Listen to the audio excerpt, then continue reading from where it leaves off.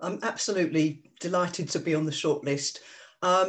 It's quite befitting, really, because I moved to North Wales when I was 12 years old, and my heroine is 12 also. So it feels as if things have beautifully come full circle. Wales was where I first got into literature, where I first got into language, and I think that's really sort of fed my creativity ever since.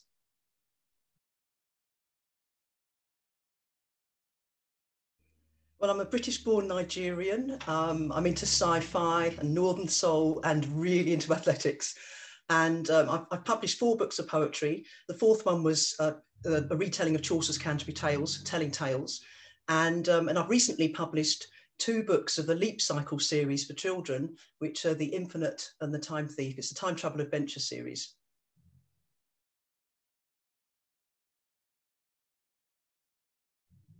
Well, the Infinite's an eco-thriller, and it features 12-year-old Elle, who's a leapling who has the gift of time travel.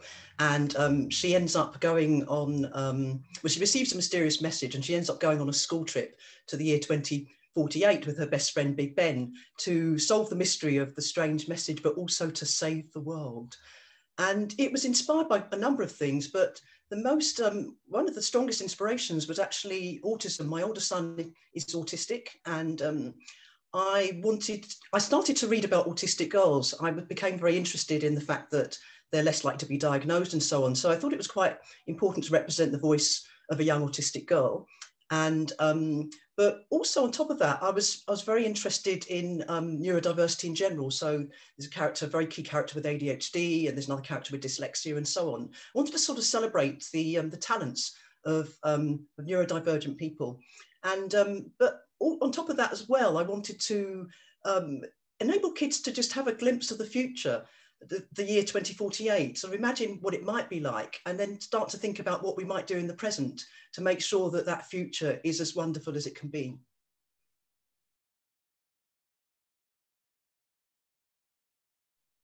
Something bad just happened, and I want to leap back in time to make it unhappen.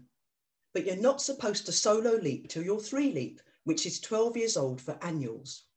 I won't be 3 leap until the 29th of February, 3 days' time.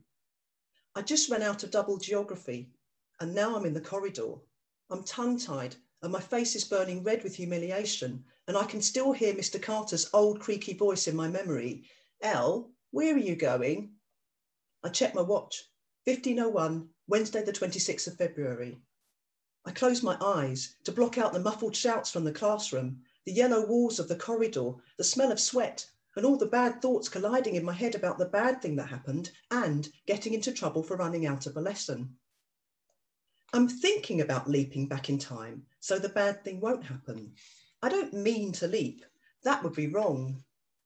When I have that thought, another one comes into my mind at the same time. Will athletics club still be on tonight? It's usually 5 o'clock on a Wednesday, but someone said it might be cancelled.